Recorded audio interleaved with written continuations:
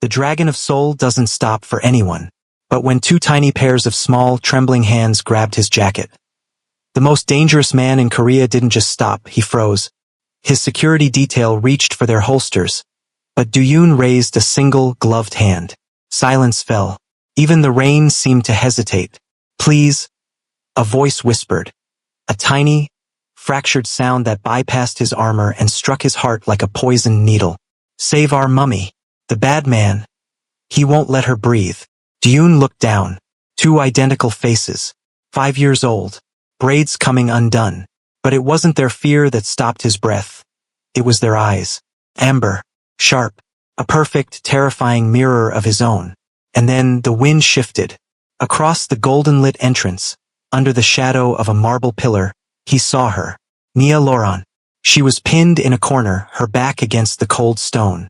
A man, Dominic Reed, was leaning into her space, his hand gripping her wrist with the casual cruelty of a man who thought he owned the world. Nia's chest was heaving, her eyes unfocused, a panic attack clawing at her throat.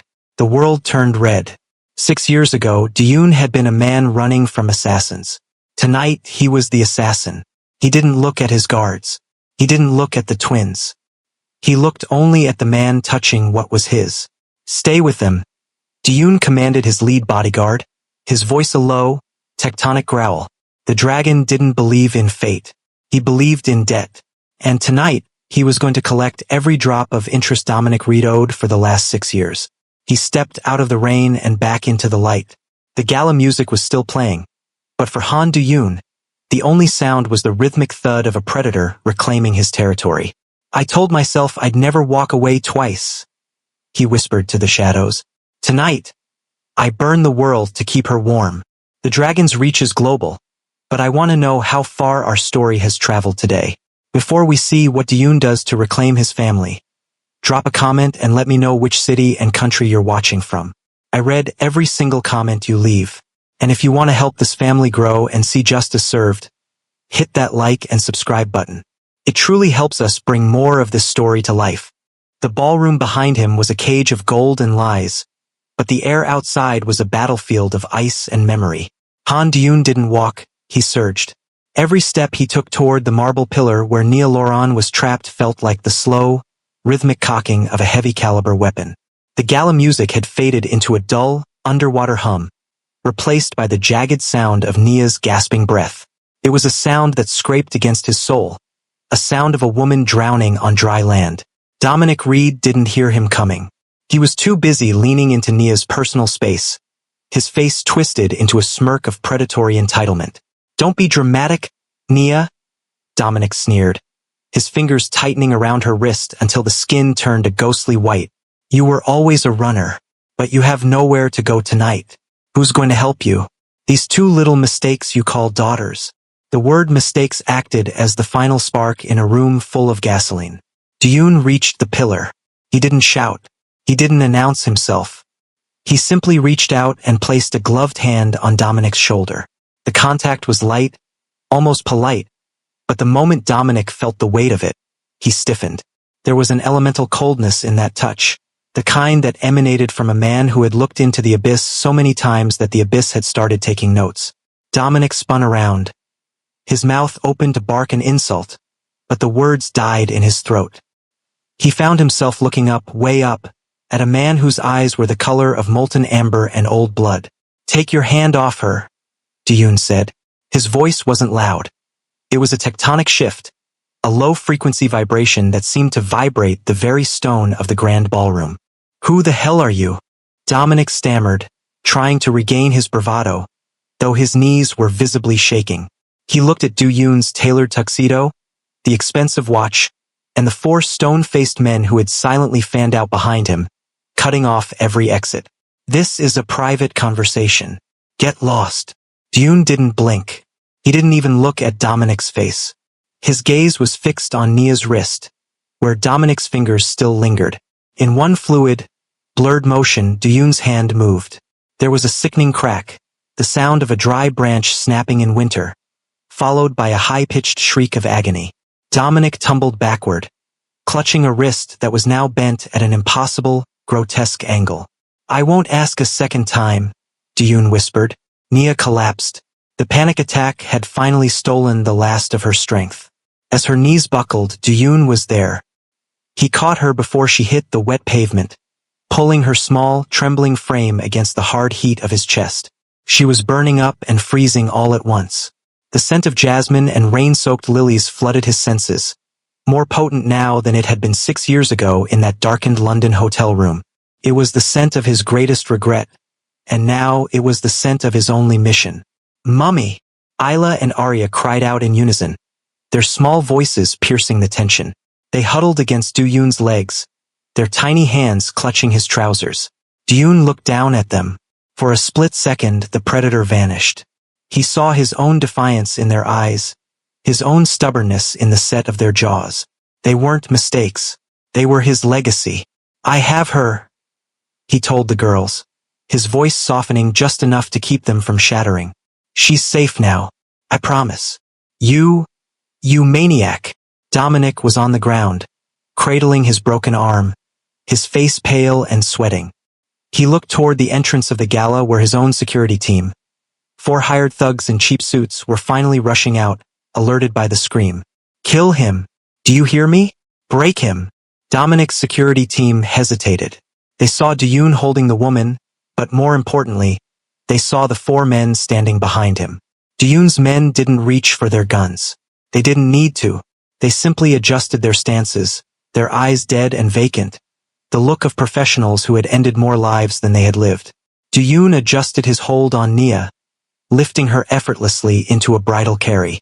Her head fell against his shoulder, her ragged breaths warm against his neck. He turned his head slightly toward Dominic's security team. "Look at me," Duyun commanded. The 4 thugs froze. There was something in Duyun's gaze that made their survival instincts scream. It wasn't just the threat of violence. It was the absolute certainty of it. "My name is Han Duyun," he said, and the name alone seemed to cause a temperature drop in the air. "You are standing between a dragon and his blood. If you take one step forward, I will not just kill you. I will erase the memory of your existence. I will find every person who shares your name, every place you have ever called home, and I will turn it all to ash. This is not a threat. This is the last mercy you will ever receive from me. Run. Now." One of the thugs dropped his gaze, his hand trembling. He had heard the stories. Everyone in the Seoul underworld had heard of the man who had dismantled the Iron Fang Syndicate in a single weekend. Without a word, the man turned and bolted into the rain. A second later, the other 3 followed, leaving Dominic Reed alone on the ground, broken and abandoned. "Wait! Come back! You cowards!" Dominic yelled, but his voice was drowned out by a clap of thunder that shook the sky. Duyun didn't spare him another glance. He began to walk toward his idling armored sedan, the rain slicking his hair back, his stride steady despite the weight of the woman in his arms and the 2 children following closely at his heels. "Is Mummy going to be okay?" Arya whispered, her hand catching Duyun's sleeve again. Duyun stopped by the car door. He looked at the little girl, her face wet with rain and tears. He reached out with one finger and gently tucked a stray braid behind her ear. "She is going to be better than okay," he said. "She is going to be free." The lead bodyguard, Jin Ho, opened the rear door. Duyun slid inside, carefully settling Nia into the plush leather seat, her head resting in his lap. He gestured for the twins to climb in on the other side. As the door clicked shut, the chaos of the gala and the screams of Dominic Reed were silenced by the soundproofing of the vehicle. The interior was warm, smelling of cedarwood and expensive leather. Nia stirred, her eyes fluttering open for a brief second. She looked up at the man holding her, her vision blurred by tears and the lingering fog of her panic. She saw the sharp jawline, the amber eyes, and the scar just below his ear. "London," she wheezed, her voice barely audible. Duyun's hand, large and scarred, came up to stroke her cheek. His touch was incredibly gentle, a stark contrast to the hand that had just snapped a man's wrist. "I'm here, Nia. I've been looking for you for a very long time." "The girls," she gasped, her hand reaching out blindly. "They are right here," he promised, guiding her hand to where Isla was sitting. "They are safe. Everything is going to be different now." As the car pulled away from the curb, moving like a dark shark through the neon-lit streets of Seoul, Ji-yoon looked out the window. He watched the lights of the city blur into long golden streaks. For 6 years, he had been a man without a destination, moving through life with a cold, mechanical precision.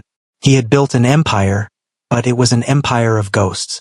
Now, he looked down at the woman in his lap and the 2 children who looked so much like him that it hurt to breathe.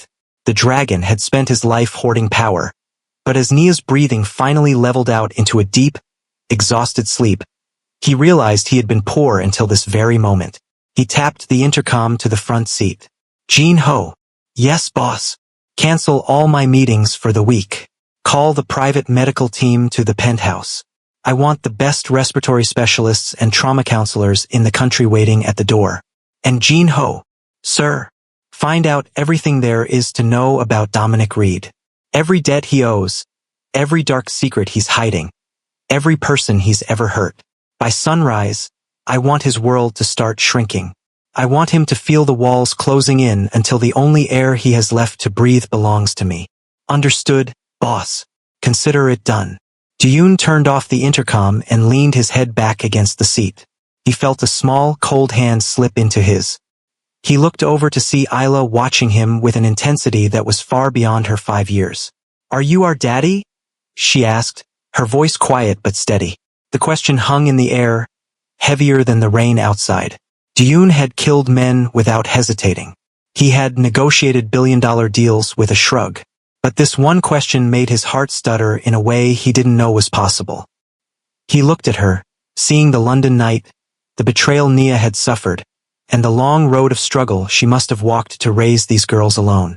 He thought of the $50,000 bet Dominic had made, a bet that had inadvertently created the only beautiful thing in Ji-yoon's life. I am, Ji-yoon said, his voice thick with a new, raw emotion, and I am never going to let anyone hurt you again. Isla nodded once, a solemn acceptance of his vow. She leaned her head against his arm, her eyes closing as the exhaustion of the night finally took hold. Beside her, Arya was already fast asleep, her head lolling against the seat. Ji-yoon sat in the silence of the moving car, a king who had finally found his kingdom. He knew that by morning, the news of what he had done at the gala would spread through the syndicate like wildfire. Choi Sung-woo would see this as a weakness. Kang Min-suk would see it as an opportunity to strike. They would think the dragon had grown soft because he had found something to love. They were wrong. Love didn't make a man like Han Ji-yoon soft. It made him infinite. It gave his violence a purpose and his darkness a direction. As the car climbed the hill toward his fortress-like penthouse, Ji-yoon looked down at Nia's peaceful face. The debt was 6 years old and the interest was high. But he was the dragon of Seoul, and he always collected what was his. The rain continued to fall, washing away the glitter of the gala, leaving only the cold, hard reality of the war to come. But as Ji-yoon pulled Nia closer, he knew one thing for certain. The bad man wouldn't be the one taking her breath away anymore. From now on, the only thing that would make her heart race would be the man who had burned the world just to find his way back to her. He closed his eyes, listening to the 3 heartbeats that now matched his own. The hunt was over. The protection had begun. And God help anyone who tried to stand in his way. The car slowed as it approached the heavy security gates of his private residence. The guards at the gate, seeing the boss's car, stood at sharp attention. They didn't know the cargo he was carrying, but they could feel the change in the air. The restrained Ji-yoon they had known was gone. Something older and far more primal had returned to the nest. The elevator ride to the penthouse was silent. Ji-yoon refused to let the orderlies take Nia from his arms. He carried her through the sprawling, minimalist living room and into the master suite, where the medical team was already waiting. Save her, he said to the lead doctor, his eyes narrowing. And if she wakes up scared, call me immediately. He stepped out of the room, leaving the professionals to work. He stood on the balcony, looking out over the flickering lights of Seoul.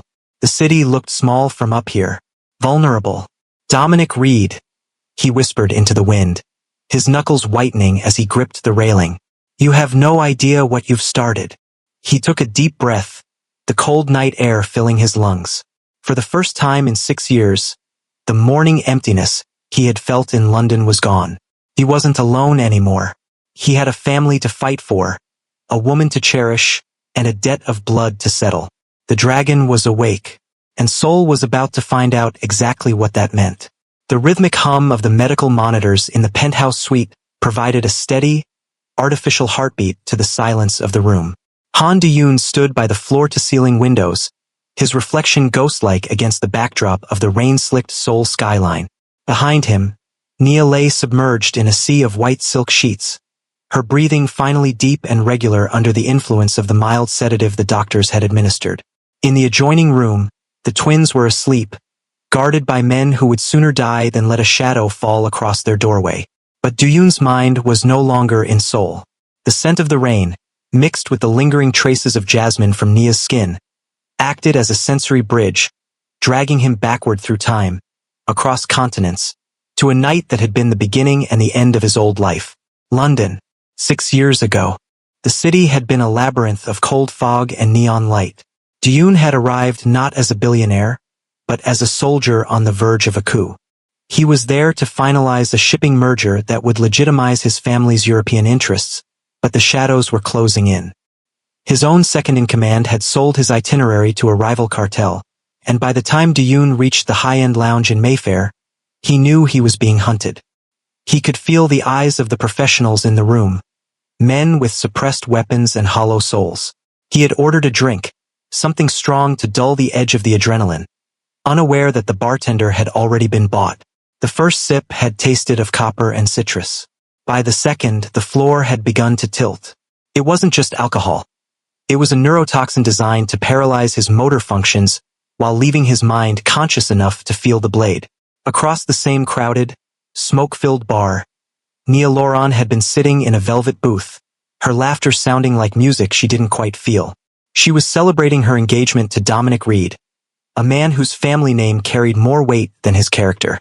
She was radiant in a dress the color of midnight, her dark skin glowing under the amber chandeliers. She believed she was starting a life of security and love.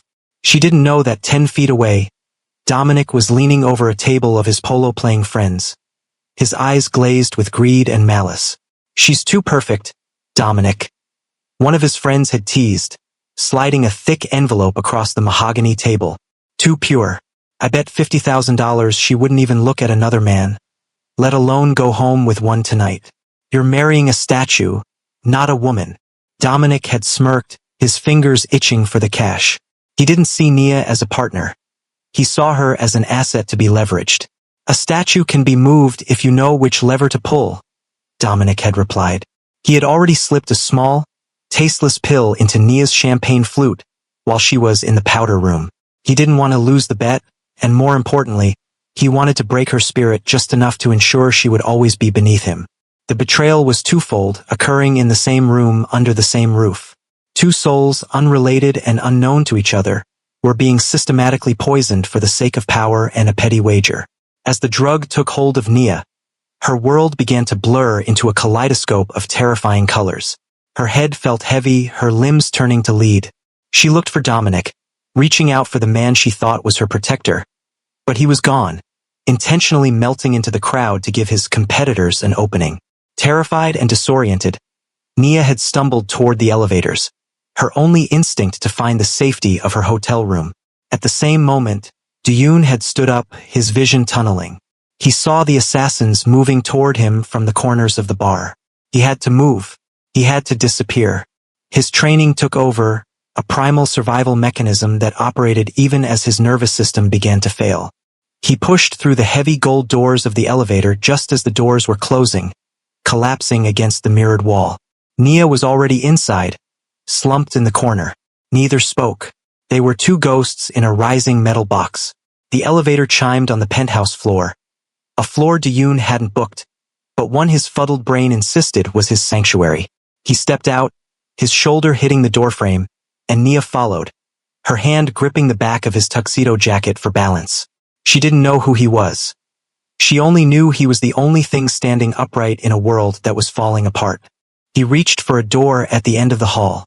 It was unlocked, a fatal mistake by a maid or perhaps another twist of a cruel fate. He stumbled inside, the darkness of the suite swallowing them both. He didn't turn on the lights. He couldn't risk the silhouette against the window. He locked the door behind them, the click of the deadbolt sounding like a gunshot in the silence. "Dominic," Nia had whispered, her voice a fractured glass sound. She reached out in the dark, her hand finding the rough texture of Du-Yoon's silk tie. Du-Yoon froze. His heart was hammering against his ribs like a trapped bird. The toxin in his blood was demanding he sleep, but the adrenaline of the hunt was demanding he fight. He felt the heat of her body, the scent of jasmine rising from her skin, mixing with the metallic tang of his own cold sweat. In the darkness, he couldn't see her face, but he felt her trembling. It wasn't the tremble of a woman in passion. It was the shivering of a creature in a storm. "No!" he managed to grunt, his voice a low, guttural rasp. He tried to push her away, to find the bed and collapse, but Nia clung to him. The drug Dominic had given her was stripping away her inhibitions, replacing her fear with a desperate, chemical-induced need for contact. She pressed her face into the crook of his neck, her breath hot against his skin. To her, he wasn't a mafia boss or a predator. He was the only solid thing in a shifting universe. "Don't leave me," she sobbed, her fingers digging into his shoulders. "Everything is dark.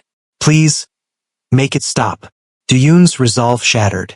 He was a man who had been raised in a world of violence and calculated distance. He had never been touched with such raw, unguarded need. The poison in his system began to warp his perceptions. The woman in his arms became his anchor. He turned, his hands finding her waist, pulling her flush against him. The encounter that followed was not one of romance, but of survival. It was a collision of two people who had been betrayed by the world, finding a desperate, incandescent heat in the center of a cold night. They were drugged souls, as the poets might say, but the connection was more real than anything Du-Yoon had ever felt. In the silence of that London suite, away from the assassins and the gamblers, they became each other's sanctuary. He didn't know her name. She didn't know his face. They only knew the rhythm of their breathing and the way their heartbeats seemed to synchronize in the dark. When the first gray light of a London morning began to creep through the heavy velvet curtains, the reality of the world returned with a vengeance. Du-Yoon woke first. The toxin had processed through his liver, leaving him with a skull-splitting headache and a mouth that tasted of ash. He sat up, the silk sheets falling away to reveal the chaotic state of the room. He looked down and finally saw her face. Even in sleep, she looked haunted.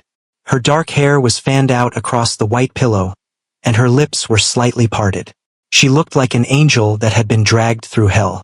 Panic, a sensation he hadn't felt since childhood, seized him. He heard voices in the hallway, hushed, professional tones. The assassins were still looking for him. If they found him here, they would kill her too. He couldn't stay. He couldn't explain. He was a man of the shadows, and his presence was a death sentence to anyone he touched. He dressed with mechanical speed, his hands shaking as he adjusted his cufflinks. He looked at the woman one last time, a singular, burning image he would carry in his mind for the next 6 years. He wanted to reach out, to touch her hair, to leave a note, but he had nothing. He was a ghost. He slipped out of the room just as a cleaning cart rounded the corner, providing him the distraction he needed to reach the service stairs. By the time Nia woke up an hour later, the room was empty. The only proof that the night had happened was the lingering scent of his cologne and the heavy weight of a silence she couldn't understand. Nia had woken into a nightmare. She remembered the bar, the champagne, and then a blurred mountain of a man. She looked at her engagement ring on the nightstand and felt a wave of nausea. She thought she had cheated. She thought she had destroyed her life. When Dominic found her an hour later, acting the part of the frantic, worried fiancé, he didn't tell her about the drug. He didn't tell her about the bet. He let her believe she was the one who had failed. "How could you, Nia?" Dominic had sneered, his eyes gleeful behind a mask of faux sorrow. "With a stranger? You're lucky I'm a forgiving man. But you'll have to spend the rest of your life making this up to me." She had believed him. She had carried the guilt like a stone in her chest for years, unaware that the stranger in the dark had been the only one in that hotel who hadn't intended to hurt her. She had fled London months later when she realized she was pregnant, terrified that Dominic would find out the twins weren't his, or worse, that he would use them against her. She had disappeared into the world, changing her name, moving from city to city, until fate finally brought her to Seoul. Standing in the penthouse 6 years later, Do-yoon let out a long, shuddering breath. He turned away from the window and walked back to the bed where Nia lay. He reached out, his large, scarred hand hovering over her forehead before finally, gently, brushing a stray lock of hair away. The wrong room hadn't been an accident. He saw that now. It had been a crucible. The twins, Isla and Arya, were currently in the next room, dreaming of a father they had only just met. They were the living evidence of that night, the only beautiful thing to ever come out of the violence of his life. He looked at Nia's face, seeing the toll the last 6 years had taken on her. She had been running from a ghost, not knowing that the ghost had been looking for her every single day.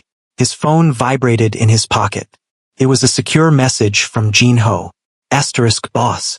We've traced the transaction from London. The $50,000 bet Dominic Reed made? It wasn't his money. The funds were wired from an offshore account linked to the Choi Syndicate. They didn't just want you dead that night, boss. They wanted you disgraced. They knew about the girl. Do-yoon's eyes turned into shards of ice. The amber glow in his pupils intensified until it looked like a controlled fire. It hadn't been a random encounter. The wrong room had been a setup. The Choi Syndicate had used Nia as bait, intending to capture Do-yoon in a compromising position to blackmail his father and destroy the Han bloodline.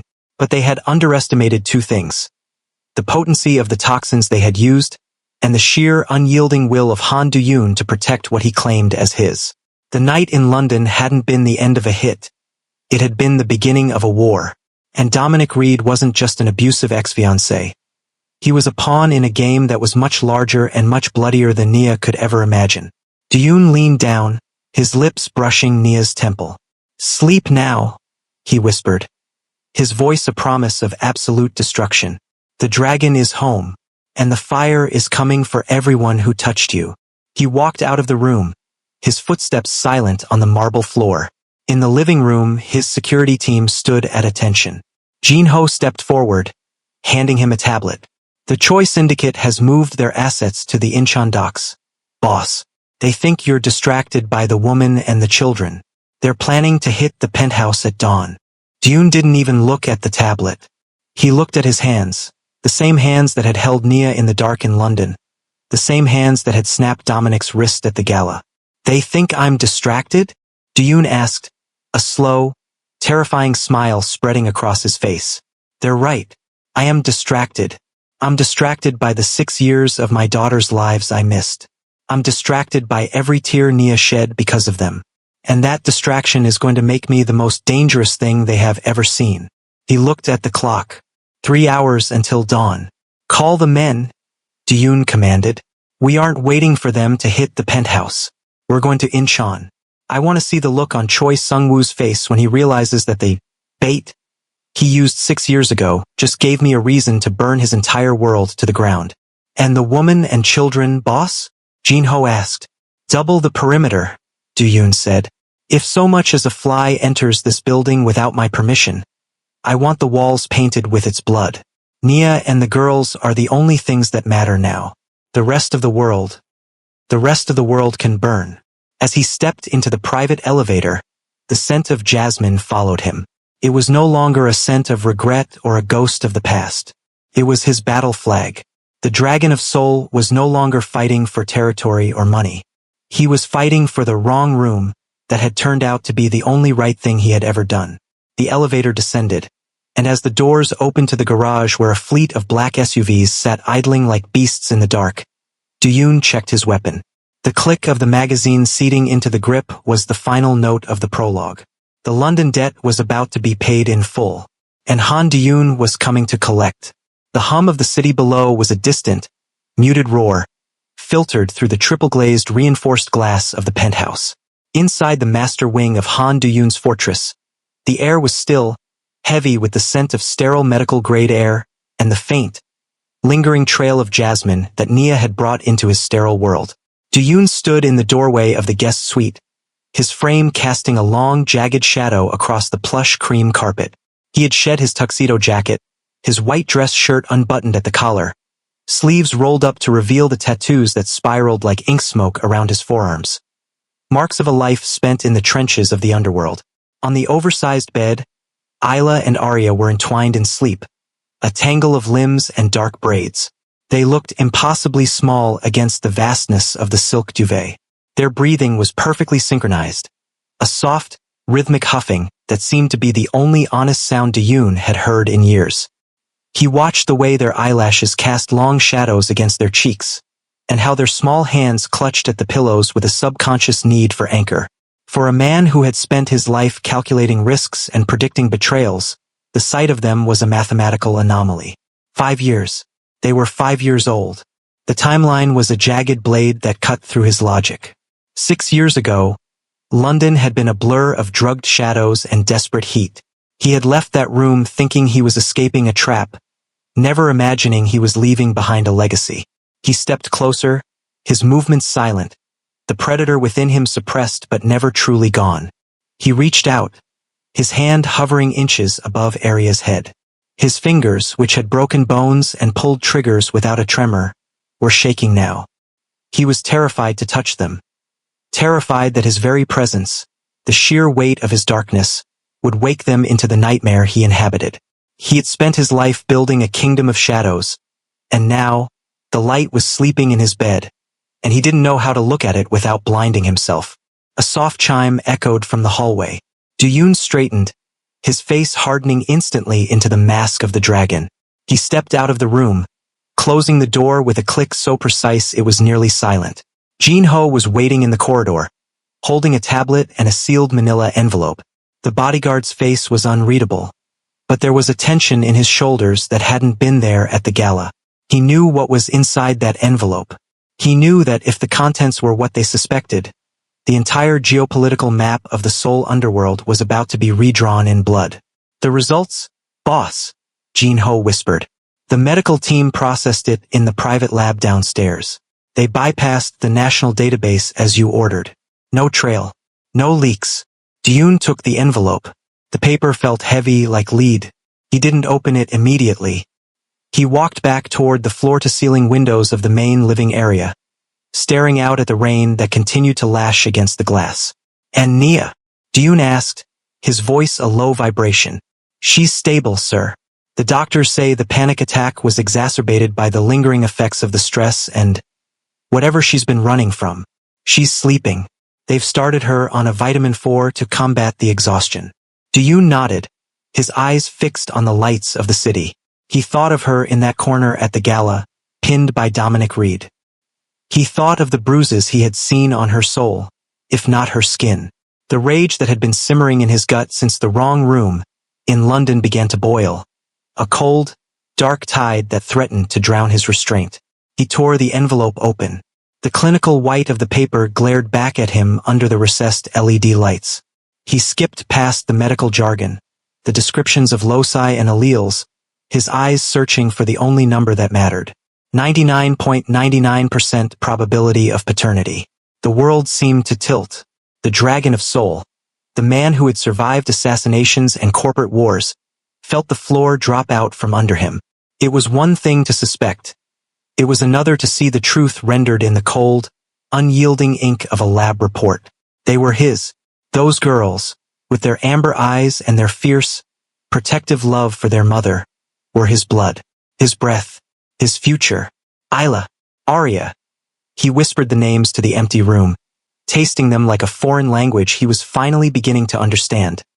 He leaned his forehead against the cold glass of the window. For 5 years, they had existed in the world without him. They had been cold. They had been hungry. They had been hunted by a man like Dominic Reed, while Dayun sat in his ivory tower counting his billions. The guilt was a physical weight, a crushing pressure in his chest. He had been a ghost to them, and in his absence, Nia had been forced to become a warrior. Jinho, Dayun said, not turning around. Yes, boss. The $50,000 bet. You said the money came from the Choi Syndicate. Verified, sir. Dominic Reed didn't just stumble into Nia. He was placed there. The Choi family wanted a way to compromise you before you took over the chair. They didn't realize Nia would disappear. They've been looking for her as long as you have, boss. Not for love. For leverage. Du-Yoon's hand crumpled the DNA report into a ball. The Choi Syndicate had used his blood, the most sacred thing in his world, as a pawn in a gutter game. They had allowed his daughters to grow up in the shadows so they could one day use them as a knife against his throat. They made a mistake, Du-Yoon said, his voice dropping to a level that made Jin-Ho instinctively take a half step back. They thought Nia was a weakness. They thought those children were a liability. He turned around, and the look in his eyes was no longer human. It was the look of a god who had discovered someone had been burning his temples. They gave me a reason to exist beyond the shadows, Jin-Ho. And in doing so, they've ensured their own extinction. What are your orders, sir? Dominic Reed first, Du-Yoon commanded. I want him alive, but I want him broken.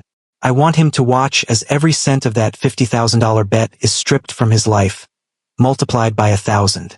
Every person who touched Nia, every person who made those children cry. I want their names. And as for Choi Sung-woo, Du-Yoon walked over to a lacquer cabinet and pulled out a heavy, traditional Korean short sword, a family heirloom that hadn't seen blood in a generation. He unsheathed it, the steel gleaming in the dim light. Tell Choi that the dragon isn't coming for his territory anymore. I'm coming for his lineage. He tried to steal my 5 years.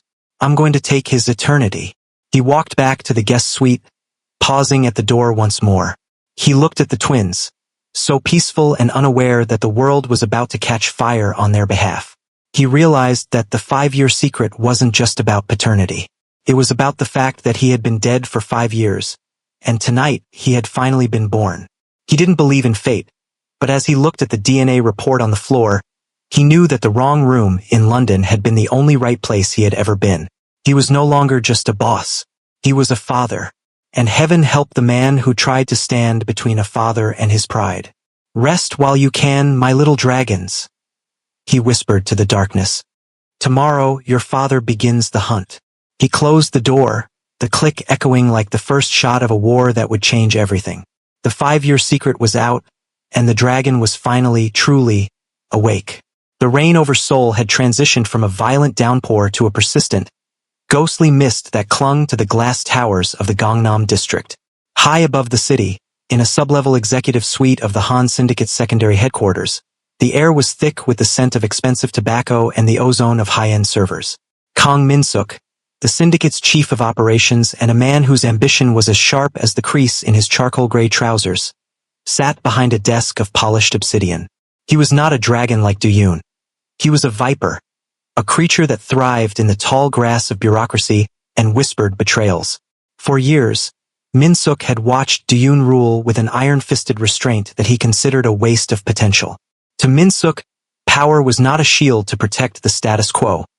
It was a blade meant to be thrust into the heart of the world. Min-suk stared at a high-resolution monitor displaying a grainy, thermal-enhanced image from the Gala security perimeter. It showed Du-Yoon, the untouchable dragon, hunched over in the rain, his hand resting on the heads of 2 small children. The sight made Min-suk's lip curl in a mixture of disgust and predatory delight. He had known Du-Yoon was hiding something, a flicker of humanity that had recently begun to dull his lethal edge, but he had never expected a bloodline. In the underworld, a secret like this wasn't just a scandal. It was a catastrophic structural failure in a man's armor. The DNA courier was intercepted 10 minutes after leaving the lab. A voice crackled from the shadows of the office. A man stepped forward, a tech specialist with eyes that twitched from too many hours spent decoding encrypted streams. He placed a digital tablet on Min-suk's desk. We couldn't take the physical report without alerting Du-Yoon's personal guard, but we mirrored the data transmission. It's a match, Min-suk.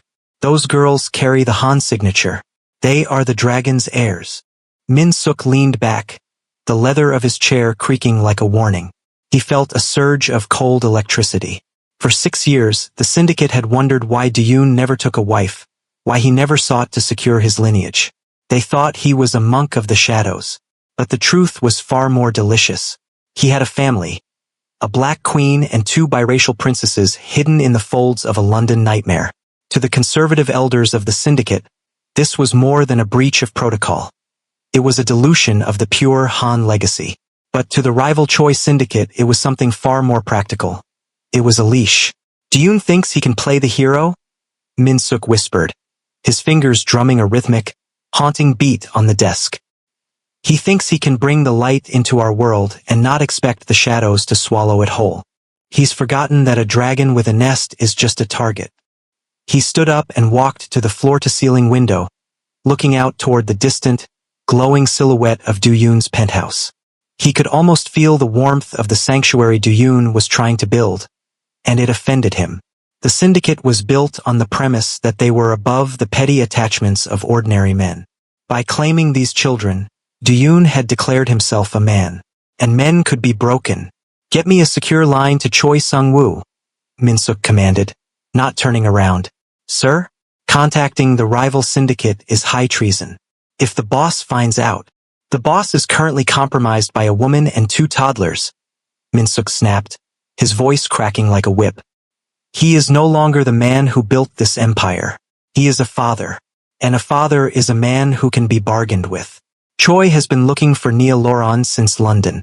He wants the leverage she represents. I want the throne Duyun sits on. It's a simple trade of assets."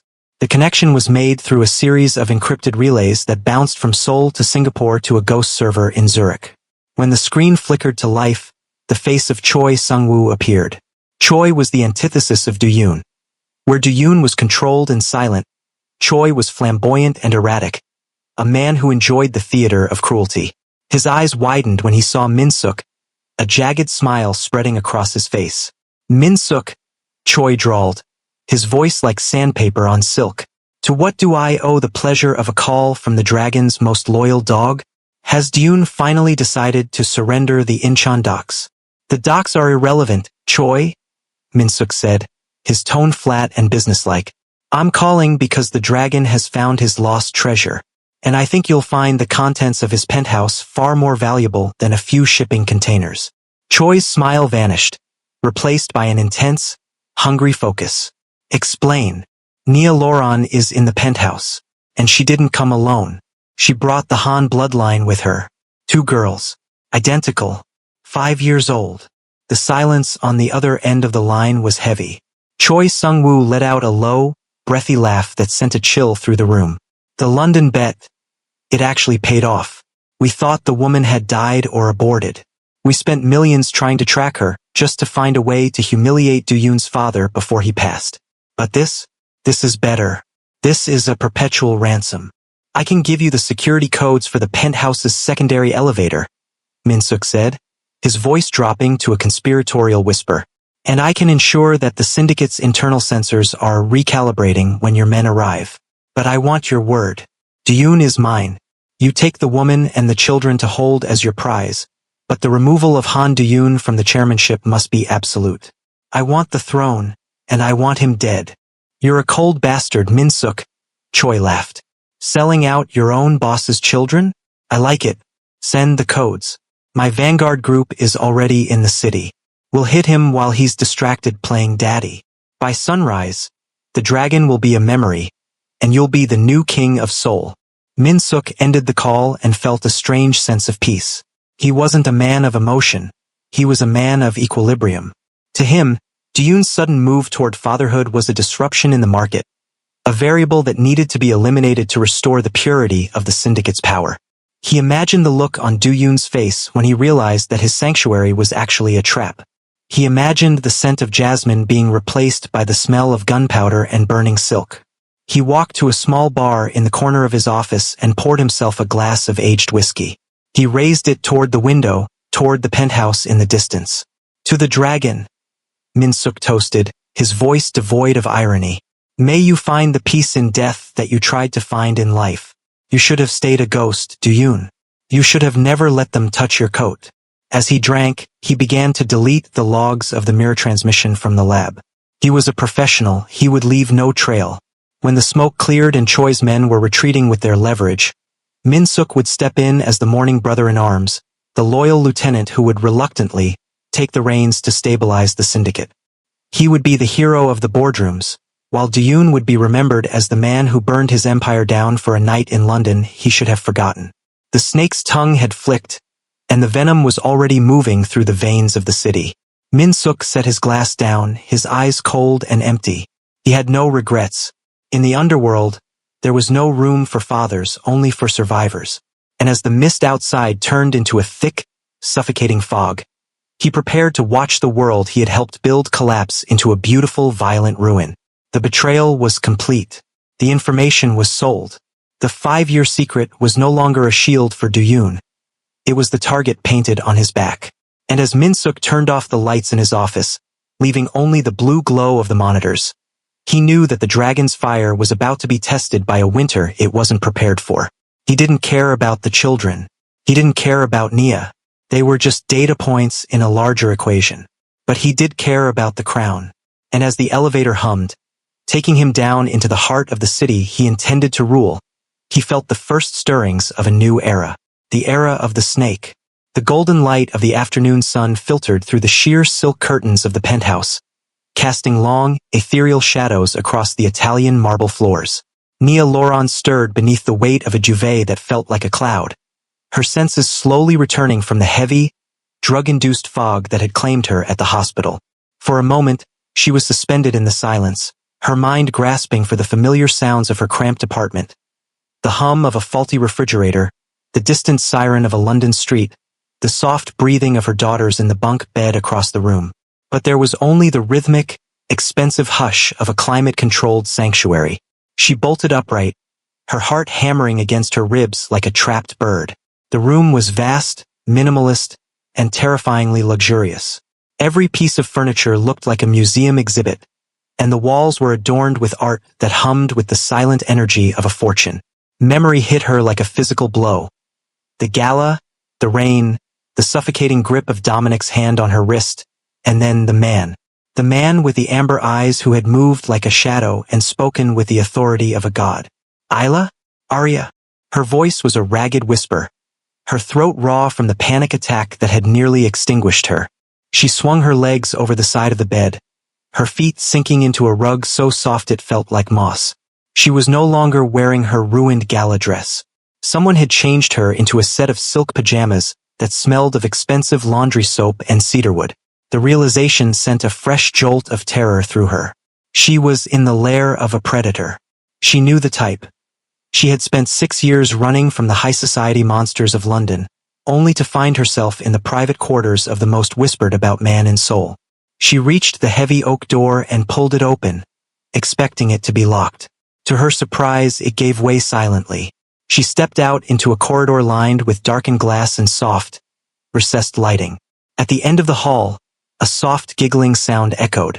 It was a sound she knew better than her own name. She followed it, her breath hitching, until she reached a sun-bathed living area that overlooked the entire city. There, sitting on a sprawling velvet sofa, were Isla and Arya. They weren't huddled in fear. They were eating breakfast from silver trays, their faces smeared with chocolate from what looked like the most expensive pastries Nia had ever seen. And sitting in an armchair opposite them, his sleeves rolled up and his tie discarded on a glass table, was Han Du-yoon. He was watching them with an expression she couldn't quite decipher, a mixture of awe and profound sadness. In his hand he held a tablet, but his focus was entirely on the girls. When Nia stepped into the room, his head snapped up. The dragon was back in an instant, his eyes sharpening, his posture shifting into something lethal and alert. "Mummy!" Arya squealed, dropping a half-eaten croissant and sprinting across the room. Isla was a second behind her, and they both collided with Nia's legs, nearly knocking her over. Nia collapsed to her knees, pulling them into her arms, checking their faces, their hands, their eyes. "Are you okay? Did anyone hurt you? Why are we here?" "The nice man saved us, Mummy," Isla said, her voice muffled against Nia's shoulder. "He let us ride in the big car. And he has a TV as big as a wall." Nia looked up over the heads of her daughters, her eyes meeting Du-yoon's. He had stood up, his tall frame dwarfing the furniture around him. He didn't move toward her, as if sensing that any sudden motion would send her back into a spiral of panic. "They are safe, Nia," he said, his voice a low, gravelly hum that resonated in the quiet room. "No one will touch them here. Or you." "Who are you?" she demanded, her voice shaking despite her attempt at strength. Why did you bring us here? I know who your people are. I've seen the news. You're Han Duyun. You're a monster. Duyun flinched. It was a micro-expression, a flicker of pain that passed so quickly she might have imagined it. To the rest of the world, perhaps, he said, taking a slow, deliberate step forward. But to you, I am a debt that has finally come due. He stopped 5 feet away, the light from the window catching the sharp line of his jaw and the scar beneath his ear. Nia stared at him, the fog in her mind beginning to clear. There was something about the way he stood, the tilt of his head, the way his shoulders squared, the specific, terrifying intensity of his amber gaze. It was a silhouette she had seen in her dreams and her nightmares for 6 long years. The scent of the room hit her then. Beneath the expensive leather and the city air, there was a trace of the cologne he had worn at the gala, but it was mixed with something else. Something from a darkened suite in Mayfair. Something from a night where the world had been small and hot and desperate. London, she whispered, her hands tightening on her daughter's shoulders. The Hyatt. 6 years ago. Duyun closed his eyes for a moment, as if the confirmation was a weight he had been carrying for an eternity. The room was 402, he said softly. The jasmine was so strong it made my head spin. And you were the only light in a city that was trying to kill me. Nia felt the room spin. The stranger from London. The man she had blamed for her ruin. The man she had hallucinated in the faces of 1,000 strangers. The man who had left her with 2 lives to protect, was standing in front of her. He wasn't a faceless ghost anymore. He was the dragon of soul. You were drugged, Duyun said, his voice dropping to a level intended only for her ears. I found out this morning. Dominic Reed didn't just bet on you, Nia. He worked with my enemies to put us in that room together. It was a setup. I thought I was protecting you by leaving. I thought if I stayed, my enemies would kill you to get to me. I didn't know. I didn't know about them. He looked down at Isla and Arya, and for the first time, Nia saw the sheer vulnerability in him. This was the man who ruled the city's shadows, yet he looked terrified of 2 5-year-old girls. I have spent 6 years looking for the woman from that room, Duyun continued, his eyes returning to hers. I searched every corner of Europe.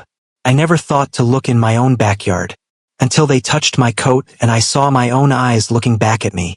Nia stood up slowly, her daughters sensing the change in the air and moving to stand by the sofa. She walked toward him, her fear of his world battling with the realization of who he was. She stopped just inches from him, close enough to feel the heat radiating from his body. You're a Mafia boss, she said, her voice a whisper of accusation. Your world is blood and fire. I spent 6 years keeping them away from men like you, and now you tell me you're their father? How can you be a sanctuary for them when you're the reason they're in danger? Because, Duyun said, his hand twitching as if he wanted to reach out but didn't dare. I am the only one who can burn the danger away before it reaches the door. Dominic is gone, Nia. He will never touch you again. The Choice Syndicate. They think they can use you as a pawn. They are currently learning that I do not play games with my heart. He finally reached out, his thumb grazing the line of her jaw. His touch was electric, a searing reminder of the night they had shared. I am a monster, Nia. I won't lie to you about that. But I am your monster, and I will build a world for those girls where they never have to know what it's like to run. Nia looked into his amber eyes, the same eyes that stared back at her every morning when her daughters woke up. The panic was still there, but beneath it, a tiny, flickering flame of hope began to take hold. She was in a world of luxury built on shadows, but for the first time in 6 years, she didn't feel like she had to hold her breath. They need a father, Duyun, she said, her voice steadier now. Not a king, not a dragon. Can you be that? Duyun looked at the twins, who were now watching them with wide, curious eyes. He looked back at Nia, a slow, determined smile breaking across his face. A smile that promised both a beautiful future and a devastating war for anyone who tried to stop it. I will be whatever they need me to be, he vowed. But first, I have to finish the war that started in London. Stay in the penthouse. Don't leave the perimeter. Jean Ho and 40 of my best men are between you and the world. And where are you going? she asked, a sudden spike of worry hitting her. I'm going to remind the Choi Syndicate why people are afraid of the dark, Diyun said. He leaned down, his forehead resting against hers for a fleeting second. I've waited 6 years to find you, Nia. I'm not going to let a few ghosts take you away again. He turned and walked toward the elevator, his sleeves rolling down, his tie being pulled back into place. By the time the elevator doors opened, the father had vanished, and the dragon had returned. Nia watched the doors close, then turned back to her daughters. She looked around at the golden light and the luxury, realizing that her life had changed forever. She was no longer a runner. She was the queen in the dragon's nest. Is he coming back, Mummy? Arya asked, clutching a silver spoon. Nia walked over and pulled them both into her lap, looking out at the city that now felt like a kingdom. Yes, baby, she whispered. He's coming back. And this time he's staying. As the sun began to set over Seoul, painting the sky in shades of bruised purple and fiery orange, Nia Loran finally let out the breath she had been holding for 6 years. The fear was still there, but as she looked at the amber-eyed girls in her arms, she knew that for the first time, they weren't just surviving. They were being claimed. And heaven help anyone who stood in the way of Han Du-yoon's claim. The silence of the penthouse at midnight was heavy, a thick velvet blanket that seemed to absorb the distant, rhythmic pulse of Seoul's neon heart. Inside the master wing, Nia lay in a fitful sleep, her hand instinctively reaching out across the silk sheets as if searching for a tether in a storm. In the adjacent room, Isla and Arya were curled together, their breathing soft and synchronized. But in the shadows of the main gallery, Han Du-yoon was a statue of lethal intent. He had traded his dress shirt for a tactical black turtleneck, the fabric hugging a frame built for violence. He didn't need sleep, he needed a reckoning. The air in the penthouse suddenly shifted. It wasn't a sound, but a change in pressure, the subtle groan of the secondary elevator's pneumatic seal being bypassed. Du-yoon's eyes, amber and predatory in the dim light, snapped toward the hallway. The snake, Kang Min-suk, had done his work. The internal sensors remained dark, silenced by a traitor's hand, but Du-yoon didn't rely on technology. He relied on the instinct of a man who had survived 1,000 nights just like this one. He moved with the silence of a ghost, entering the girls' room before the first footfall echoed in the corridor. He didn't wake them with a shout. He leaned down, his large hands gently covering their mouths as their eyes flew open in the dark. Shoo! He breathed, the sound barely a vibration. It's time for the game we talked about, the fortress game. Remember? Isla and Arya nodded, their eyes wide but trusting. They had spent 5 years running from shadows. They knew when the air turned cold. Du-yoon lifted them both, one in each arm, and carried them to the back of the walk-in closet. He pressed a hidden panel disguised as a shoe rack, and a heavy, reinforced steel door slid open with a hiss. This was the heart of his home. A panic room equipped with its own oxygen supply, satellite comms, and enough ballistic shielding to survive a direct hit from a tank. Nia was already there, startled awake by Jin-ho moments before. Her face was pale, her eyes darting between Du-yoon and the blinking monitors inside the room. Du-yoon, what's happening? She whispered, her voice trembling. He set the twins down and turned to Nia, his hands framing her face. For a fleeting second, the coldness in his eyes thawed. The Choi Syndicate thinks they can take what belongs to me, he said, his voice a low, tectonic promise. They are wrong. Stay here. Do not open this door for anyone but me or Jin-ho. If the monitors go dark, there is an escape tunnel behind the vanity. Take the girls and run. Du-yoon, please. I told you, Nia, he interrupted, pressing a firm kiss to her forehead. I will burn the world to keep you warm. Tonight, the fire starts. He stepped out and the steel door sealed shut, leaving him alone in the darkness of the master suite. He reached into a hidden compartment in the wall and pulled out 2 customized HK-VP9S, checking the magazines with a mechanical precision that spoke of muscle memory. He didn't feel fear. He felt a terrifying, singular clarity. The first mercenary rounded the corner of the gallery. He was wearing the gray digital camo of the Vanguard Group, a high-end private military firm Choi Sung-woo favored. He didn't even have time to raise his suppressed rifle. Du-yoon moved like a blur, closing the distance in 3 silent strides. He caught the man's throat with his left hand, crushing the windpipe, while his right hand drove the butt of the pistol into the temple. The mercenary went down without a sound. Dune didn't stop.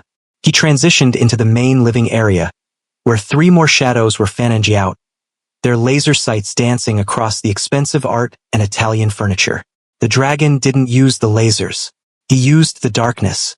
He dropped to one knee behind a marble kitchen island, his breathing steady, his heart a slow, rhythmic drum. Asterisk 1, 2, 3. Asterisk. He rose and fired. 3 shots, 3 suppressed coughs of lead and cordite. The first mercenary was hit in the neck, the second in the center of the chest, and the third, the leader, took a bullet directly between the eyes. They fell like puppets with their strings cut, their blood staining the white marble floors that Nia had walked on only hours before. Sector 1 clear. A voice crackled from a fallen radio. Echo, do you copy?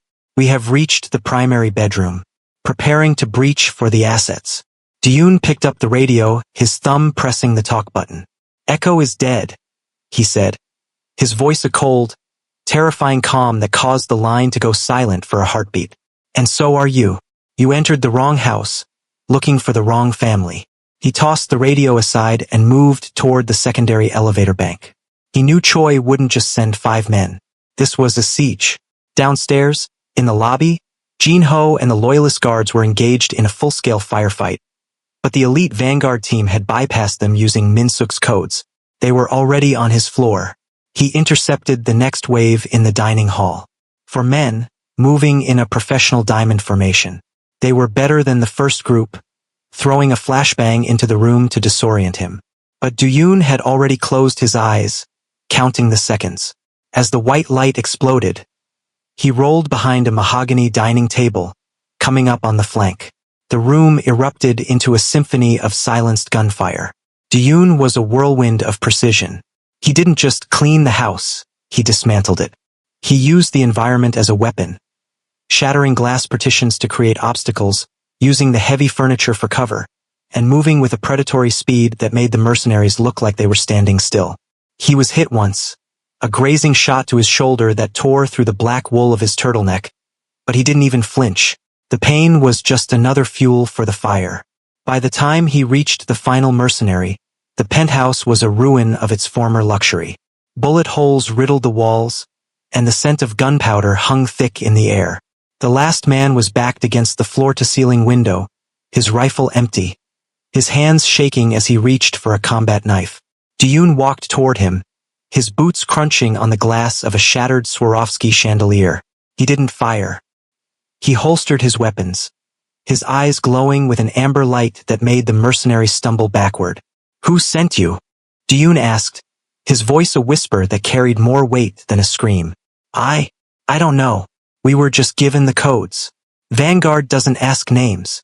Dune reached out, his hand wrapping around the man's throat, lifting him off the ground until his boots dangled over the Seoul skyline. The codes came from inside my house, Dune growled. Who was the contact? Was it Min-suk? The mercenary's face turned purple, his hands clawing at Dune's iron grip. Yes, Min-suk. He said the dragon was soft. He said the kids were a liability. Dune's grip tightened for a second, the sound of cartilage groaning under the pressure. Then he simply let go, dropping the man to the floor. He was wrong, Dune said. The kids aren't a liability. They are the reason I'm going to enjoy killing every single one of you.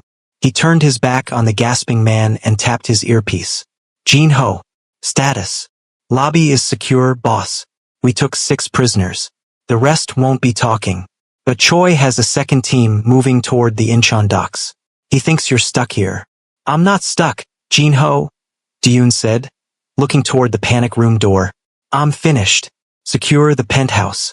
Bring Nia and the girls to the secondary safe house in the mountains. I'm going to find Min-suk. And then, I'm going to find Choi. He walked back to the panic room and entered the override code. The door hissed open, and Nia practically fell into his arms, her hands frantically checking him for wounds. The twins peered out from behind her, their faces pale but brave. Are the bad men gone? Isla asked. Dune knelt down, ignored the blood seeping through his shoulder, and pulled them both into a tight embrace. "The bad men in this house are gone," he said softly, "and I'm going to make sure the rest of them never find their way back." He looked up at Nia, his expression hard. "I have to go. Min-suk betrayed us. He gave them the codes." Nia's eyes widened. "The man you trusted? Dune, it's a trap. If you go out there now." "If I don't go out there, this never ends," he said, standing up. "Jin-ho will take you to the mountains. It's a fortress. You'll be safe there." He leaned in, his forehead resting against hers. "I found you after 6 years, Nia. I am not letting go. But to keep you, I have to end this. All of it." He turned and walked out of the ruined penthouse, leaving the gold and the luxury behind. He didn't look like a billionaire anymore. He looked like a man who had rediscovered his soul and realized it was made of fire. As he stepped into the private elevator, his phone vibrated. A message from an unknown number, the same one that had sent the DNA results. Asterisk, the dragon cleans his house, but the snake has already moved to the garden. See you at the docks, Dune. Let's see what your blood is really worth. Asterisk. Dune's jaw tightened. The midnight breach was over, but the war for his legacy had only just begun. He wasn't just cleaning a house anymore, he was purging a kingdom. And by the time the sun rose over Incheon, there would be no snakes left to whisper. The early morning light over Seoul was not a herald of peace. It was a cold, clinical glare that exposed every crack in the city's facade. Han Duyun sat in the back of his armored sedan, the interior smelling of gun oil and the faint, lingering sweetness of the jasmine perfume Nia had worn. He wasn't looking at the city. He was looking at a digital dossier on a tablet, his thumb scrolling through the pathetic, bloated life of Dominic Reed. To a man like Duyun, death was a mercy, a quick exit from a world of debt. But for a man like Dominic, who had built his entire identity on the hollow pillars of inherited wealth and the exploitation of the vulnerable, there was a far more exquisite form of execution. "Is everything in place?" Duyun asked, his voice a low, raspy vibration that seemed to darken the air inside the car. Jin-ho, sitting in the front passenger seat, nodded without turning around. "The forensic accountants have finished the deep dive. Every shell company, every offshore account used for the London bets, and every bribe paid to local officials has been mapped. We've also secured the original ledger from the Vanguard Group. It lists Dominic as the primary contractor for the extraction of Nia Loran. He didn't just hurt her, boss. He put a price tag on her head." Duyun's jaw tightened, a muscle jumping in his cheek. The extraction of a mother and 2 children. He thought he was playing a game of chess. He's about to find out he's been playing with a landslide. The car pulled up to the curb of a luxury high-rise hotel in the heart of the Gangnam district. This was Dominic's temporary fortress, a place where he thought his family name and his remaining connections would shield him from the consequences of the Gala. He didn't know that the dragon had already swallowed the sun. Duyun stepped out of the car. He didn't wear a mask. He didn't carry a visible weapon. He walked through the lobby with the terrifying calm of a man who already owned the building. The hotel staff, sensing the shift in the atmosphere, stepped aside as if he were a force of nature. By the time he reached the penthouse suite, the electronic locks had already been bypassed by his tech team. The doors slid open with a hiss, revealing a room that smelled of stale champagne and desperation. Dominic Reed was slumped on a white leather sofa, his broken arm in a crude sling, a bottle of expensive scotch clutched in his good hand. He looked up, his eyes bloodshot and wide with a sudden, paralyzing terror. You can't be here," Dominic stammered, trying to stand but collapsing back into the cushions. "I have diplomatic immunity. My father, he has friends in the ministry. You touch me, and you'll have the whole country on your head." Duyun didn't say a word. He walked to the center of the room and gestured to Jin-ho. A portable projector was set up on the coffee table, casting a bright, flickering image onto the far wall. "What is this?" Dominic yelled, his voice cracking. "What are you doing?" "This," Duyun said, his voice as cold as a winter grave, "is the end of your world, Dominic. Watch closely. It's the only thing you'll ever own again." The screen showed a live feed of the global markets. In real time, the stock of Reed International, the family conglomerate that funded Dominic's lifestyle, was plummeting. Red lines cascaded down the graph like open veins. I didn't just short your stock, Dominic, Diyun said, walking toward the window. I leaked the London ledgers to the International Monetary Fund. I leaked the video of you drugging women to every major news outlet in the UK and Korea. Right now, your father is being detained at Heathrow. Your board of directors has already signed a decree of disassociation. You aren't just broke. You are a pariah. Dominic's face went a sickly shade of gray. He scrambled for his phone, his fingers trembling as he tried to log into his private accounts. No, I have offshore funds. Grand Cayman, Zurich. You can't touch those. Check them. Diyun invited, his amber eyes glowing with a dark satisfaction. Dominic's screen flashed red. Asterisk account seized. Assets frozen by order of the High Court. Asterisk. I don't need to kill you, Dominic, Diyun said, leaning down until his face was inches from the smaller man's. The scent of the dragon, the smell of rain and cold iron, overpowered the Scotch. Death would be too easy for a man like you. You would be a martyr in your own twisted mind. No, I want you to live. I want you to live a long, very long life in a world that hates you. Diyun reached out and plucked the Scotch bottle from Dominic's hand, pouring the liquid onto the expensive rug. By noon, this hotel will evict you. By evening, your name will be a curse word in every social circle you've ever craved. You will walk the streets of this city, and you will see my face on every billboard, knowing that I am the one who took the air out of your lungs. Please, Dominic whispered, his bravado finally shattering. I'll give you anything. I'll tell you about Choi. I'll tell you where Min-suk is hiding. Just leave me enough to get out of the country. You have nothing to give, Diyun replied. I already have Min-suk's location. And Choi? Choi is a debt I will settle personally. You were never a player, Dominic. You were just the dirt on the bottom of the dragon's heel. Diyun stood up, smoothing the front of his coat. He looked around the room, the luxury, the art, the pretense, and felt a profound sense of closure. This man had tried to buy Nia's dignity for $50,000. He had tried to turn Diyun's daughters into mistakes. One last thing, Diyun said, pausing at the door. The $50,000 you won on that bet 6 years ago? I've tracked the interest. It comes to exactly $112,000 today. I've taken that amount from your personal trust and donated it to a shelter for victims of domestic abuse in Nia's name. It was the only clean money you ever had. Now, even that is gone. Dominic fell to his knees, his face buried in his hands, a broken sound escaping his throat. He was a man stripped of his armor, left to face a world he had spent his life mocking.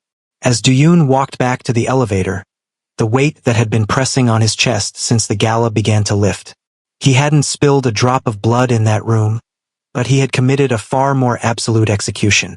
He had erased Dominic Reed. Jean Ho, Diyun said as they reached the lobby. Inform the security teams. The Reed variable is removed. Now we focus on the snake. Is the surveillance on the Incheon docks live? Yes, boss. We have eyes on the warehouse. Min-suk is there, meeting with Choi's lieutenants. They're preparing a final shipment, something they think will buy their way out of the country. Diyun stepped back into the rain, his eyes fixed on the horizon where the industrial cranes of Incheon stood like skeletons against the gray sky. He had cleaned his house. He had erased his personal enemy. Now he had to decapitate the rival that threatened his family's future. They think they're shipping out, Diyun said, his voice dropping to a growl. They're wrong. They're just waiting for the fire to arrive. The car sped away from the hotel, leaving a broken man in a gold-leafed cage.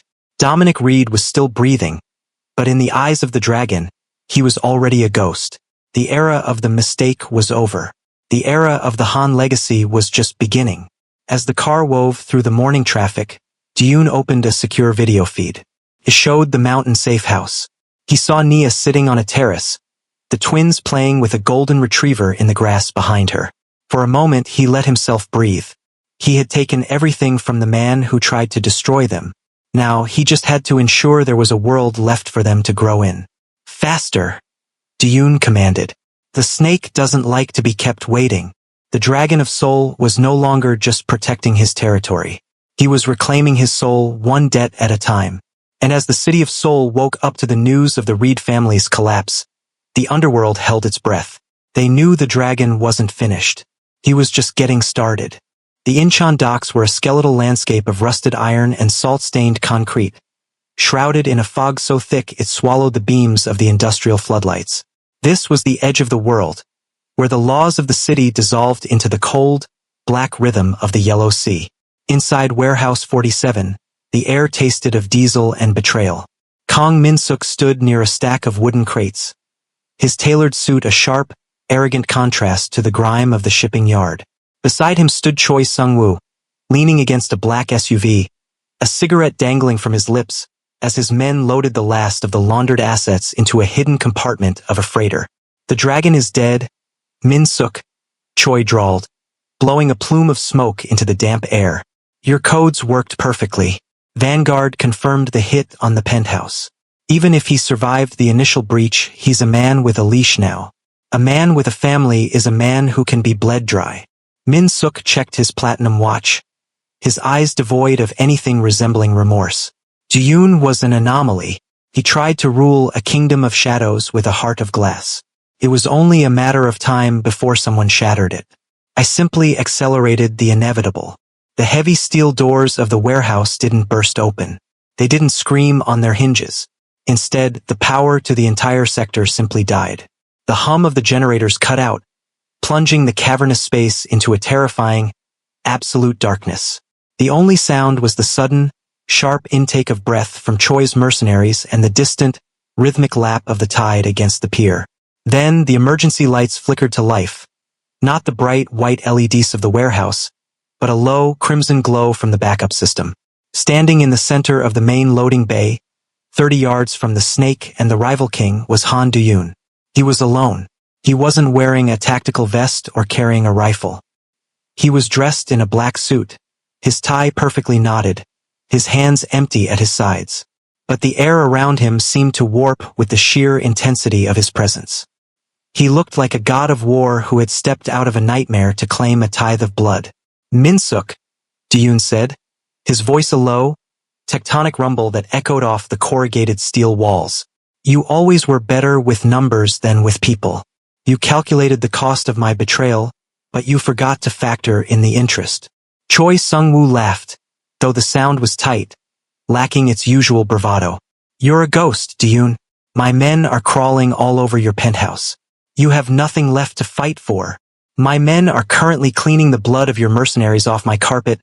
"Choi," Du-yoon replied, taking a slow, measured step forward. "And my family is in a place where your reach will never extend. You didn't send a team to kill a boss. You sent a team to threaten a father. That was your final mistake." Min-suk's face went pale. He reached for a weapon hidden beneath his jacket, but before his hand could even find the grip, a red laser dot bloomed on the center of his forehead. Then another on Choi's chest. From the darkened catwalks above, Jin Ho and 20 of Du-yoon's elite marksmen materialized like vengeful spirits, their suppressed barrels leveled with lethal precision. "The Vanguard group didn't tell you, did they?" Du-yoon asked, his amber eyes glowing in the red emergency light. "They don't work for the highest bidder. They work for the survivor. And I am the only one walking out of this warehouse tonight." Du-yoon walked toward Min-suk, his footsteps heavy and deliberate. Choi's men dropped their weapons, realizing that the dragon hadn't come to negotiate. He had come to judge. Choi himself scrambled into the back of his SUV, but Jin Ho fired a single, disabling shot into the engine block, ending the escape before it began. Du-yoon stopped 3 feet from Min-suk. The Snake was trembling now, the cold calculation of the boardroom replaced by the primal terror of the prey. "I gave you everything, Min-suk," Du-yoon said. "I gave you a seat at my table. I gave you my trust. And you sold the location of my children for a throne you weren't strong enough to sit on." Du-yoon, listen, it was business. Min-suk gasped, his voice cracking. "The elders. They wouldn't have accepted them. I was trying to save the syndicate from a scandal." "The syndicate is a collection of shadows," Du-yoon whispered, leaning in until his breath stirred the hair on Min-suk's temple. "My daughters are the only real thing I have ever owned. You didn't just betray a boss. You tried to auction off my soul." Diyun didn't use a gun. He reached out, his hand wrapping around Minsuk's throat with the strength of a hydraulic press. He didn't squeeze immediately.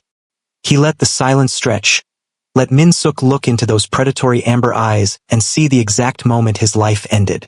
You told Choi that the dragon was soft, Diyun growled. Let this be the last thing you ever feel. With a sudden, violent twist, the snake was silenced forever. Diyun let the body fall to the oil-stained concrete like a piece of discarded trash. He didn't look back at the man he had once called a brother. He turned his gaze toward the SUV where Choi Sung-woo was huddled. Jin-ho, Diyun commanded, his voice devoid of emotion. Take Choi to the black site. I want him to watch as we dismantle every pier, every ship, and every warehouse the Choi family owns. When there is nothing left of his name but dust, then, and only then, can he follow Minsuk. Yes, boss. Diyun walked out of the warehouse and into the cold Incheon rain. He felt the weight of the night finally begin to settle, but it wasn't a weight of burden. It was a weight of purpose. The internal rot was purged. The external threat was neutralized. The debt of London was finally moving into the black. 3 hours later, the sun began to peek through the gray clouds over the Han River. At the syndicate's primary headquarters, a fortress of steel and glass in the heart of Seoul, the entire organization had been summoned. 500 men in dark suits stood in the sprawling courtyard, their faces somber, their eyes fixed on the grand staircase. The air was electric with tension. Rumors of the night's violence had already permeated the ranks. They expected a purge. They expected a lecture on loyalty. The heavy double doors opened. Han Diyun stepped out. He was no longer the solitary, distant king they had known. He was dressed in a dark navy suit, his posture regal and unyielding. But he wasn't alone. On his right stood Nia Loran. She was dressed in a simple but elegant black dress, her head held high, her eyes reflecting a strength that had been forged in 6 years of hardship. And on his left, holding his hands with a fierce, possessive pride, were Ayla and Arya. The silence that fell over the courtyard was absolute. Not a foot shifted. Not a breath was heard. Diyun walked to the edge of the stone balcony, looking out over the sea of men who represented his power. He didn't raise his voice, yet it carried to the very back of the ranks. For years, you have served the Han Syndicate. Diyun began, his voice clear and resonant.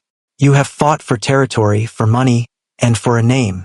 But a name without a future is just a ghost. He looked down at the twins, then up at his men. 6 years ago, a debt was created in London. Last night, that debt was settled in blood. These are my daughters Ayla and Arya Han. And this is Nia Loran, the woman who carried the Han legacy through the dark when I was too blind to see it. He paused, his amber eyes sweeping across the crowd. A silent challenge to anyone who dared to whisper a word of dissent. No one did. They saw the blood on his cuffs and the fire in his eyes, and they knew that the dragon had found something more dangerous than ambition. They are the first family of this syndicate, Diyun declared, his hand tightening around Nia's. From this day forward, they are the line that shall not be crossed. My enemies are their enemies. My life is their shield. And if any man among you or any man in this city so much as breathes a threat against them, I will not just kill him. I will erase his history. He raised his hand, and as one, the 500 men bowed their heads in a deep, traditional salute of fealty. It wasn't just a salute to a boss. It was a salute to a dynasty. The era of the solitary dragon is over, Diyun concluded. We are no longer just a syndicate. We are a house, and this house protects its own. He turned and led Nia and the girls back into the building. As the doors closed behind them, the courtyard erupted into a disciplined, rhythmic chant of his name. But Diyun wasn't listening to the chant. He was looking at Nia, who was watching him with a mixture of relief and dawning realization. You really did it, she whispered as they reached the private elevator. You told them. I told the world. Nia, he said, pulling her close as the twins began to explore the high-tech interior of the elevator. You spent 6 years hiding. You're never going to hide again. You are the Queen of Seoul now. And those girls, they are the princesses of the only kingdom that matters. He leaned down, his forehead resting against hers. The hunt is over, Nia. We're home. As the elevator rose toward the penthouse, Duyun felt a peace he hadn't known since that night in London. He had executed the traitor. He had claimed his family. He had turned his darkness into a fortress. But as the doors opened to his sanctuary, his phone buzzed. Private, encrypted line. Asterisk, a beautiful ceremony, Duyun. Truly touching. But did you really think the London bet ended with Dominic? The $50,000 was just the beginning. I'm coming to collect the real interest. Asterisk. Duyun's eyes narrowed, the amber light returning to his gaze. He looked at Nia and the twins, who were laughing as they ran toward the view of the city. He didn't show them the message.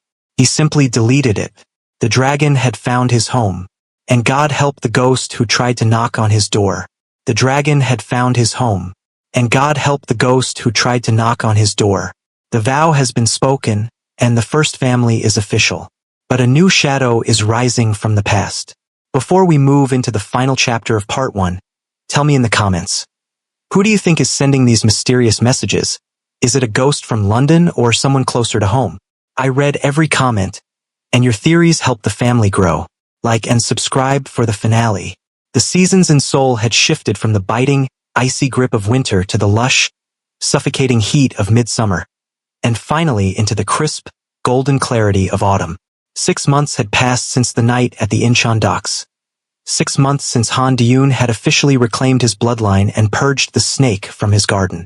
To the outside world, the Han Syndicate had transformed into a legitimate global powerhouse, its jagged edges smoothed over by the sudden, stabilizing presence of a family. The dragon was no longer a myth of violence.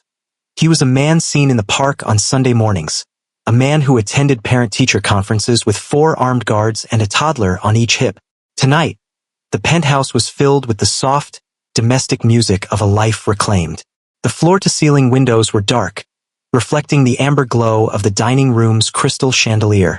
Nia sat at the head of the long mahogany table, her skin glowing in the candlelight, looking every bit the Queen Duyun had promised she would be. Isla and Arya were engrossed in a debate over dessert, their identical faces lit with a joy that had once seemed impossible. They were safe. They were whole. They were home. Duyun watched them from the head of the table, his hand resting over Nia's. The scars on his knuckles were fading, hidden beneath the cuff of a soft cashmere sweater. For the first time in his 34 years, the constant low-frequency hum of survival instinct in his brain had gone quiet.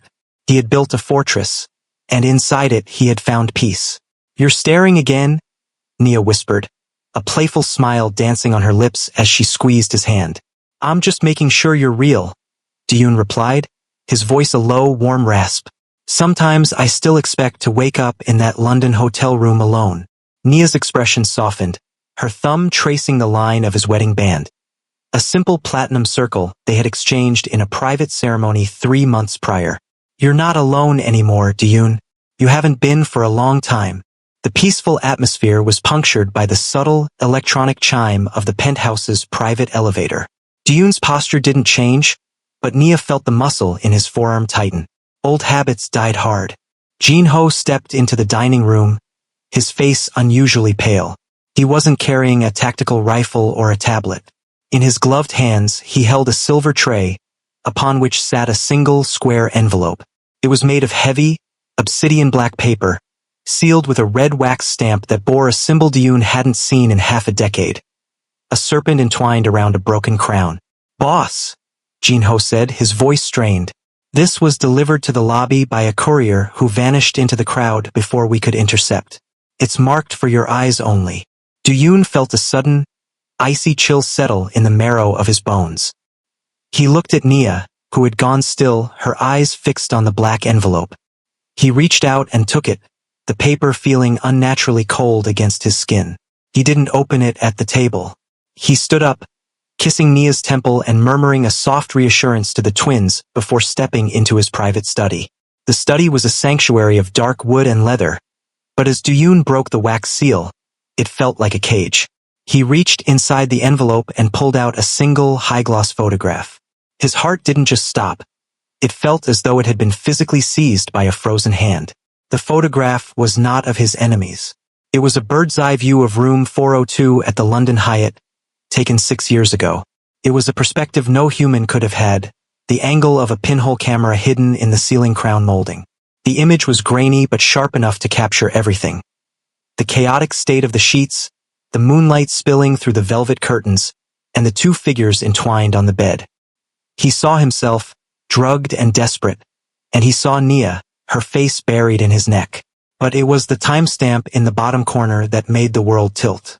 It didn't just list the hour and the minute. It listed the heartbeat.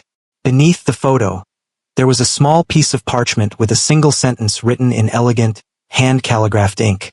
Did you really think a dragon finds a diamond by accident? The room was booked. The toxin was measured. The woman was chosen. You didn't find your family, Duyun. We grew them for you. Now the harvest begins. Duyun's breath hitched. A sickening realization began to wash over him, layer by layer, like a rising tide of poison. He remembered the ease with which he had found the unlocked door. He remembered how Nia just happened to be in that specific elevator at that specific second. He had spent 6 months thinking he was a hero who had rescued his family from a cruel twist of fate. But the truth was far more terrifying. Every moment of the last 6 years, the pain, the pregnancy, the random encounter at the Gala in Seoul, had been a choreographed movement in a symphony he wasn't conducting. Nia wasn't a girl he had happened to meet. She was a variable selected for her genetic compatibility and her lack of powerful connections. The twins weren't a miracle. They were a project. He felt the rage return, but it was different now. It wasn't the hot, explosive anger of the dragon. It was a cold, absolute vacuum. Someone had played God with his life. Someone had used the woman he loved and the children he worshipped as biological chess pieces. He heard a soft footfall behind him. He didn't turn around. He didn't want Nia to see the photograph. He didn't want her to know that the night that had defined her life was nothing more than a recorded experiment. Duyun? Nia's voice was hesitant. What was in the letter? You look like you've seen a ghost. It's nothing, Nia, he said, his voice sounding hollow even to his own ears. He crumpled the photograph in his fist, the paper sharp against his palm. Just some unfinished business from the Choi Syndicate. You're lying, she said softly, walking toward him. She reached out, her hand touching the small of his back. I can feel you shaking. Tell me. He turned to her, his amber eyes burning with a terrifying, newfound fire. He looked at her beautiful, trusting face, and then he looked toward the doorway where his daughters were playing. He realized then that the war at the docks hadn't been the finale. It had been the opening act. The real enemy wasn't a rival boss or a traitorous lieutenant. The real enemy was the person who had the power to script a man's destiny. Nia, he said, his voice dropping to a level of intensity that made the air in the room vibrate. I need you to take the girls and Jin-ho. Go to the airport. Don't ask questions. Don't pack. Just go. Why? Duyun, you're scaring me. Because, he said, his eyes fixing on the black envelope on his desk. I just realized our meeting in London wasn't an accident. And if they could plan our past, they've already planned our future. I'm going to find out who holds the pen. And then I'm going to break their hands. Before we close this chapter, I want to say a massive thank you to all of you for riding with the dragon. This story is growing because of your support. If you haven't joined the inner circle yet, please hit that like and subscribe button.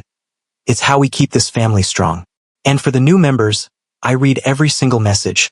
So drop a comment below and tell me, what city and country are you watching from tonight? Let's see how far the dragon's reach truly goes. Part 1 ends as the elevator doors in the lobby downstairs open, and a man identical to Han Duyun, but with cold, gray eyes, steps out into the light, holding a matching black envelope. The dragon thought he was the king of the board. He didn't realize he was just the most expensive piece. Tell me in the comments, who do you think the man in the lobby is? A brother? A clone? Or something even darker? I read every single comment, and I can't wait to hear your theories.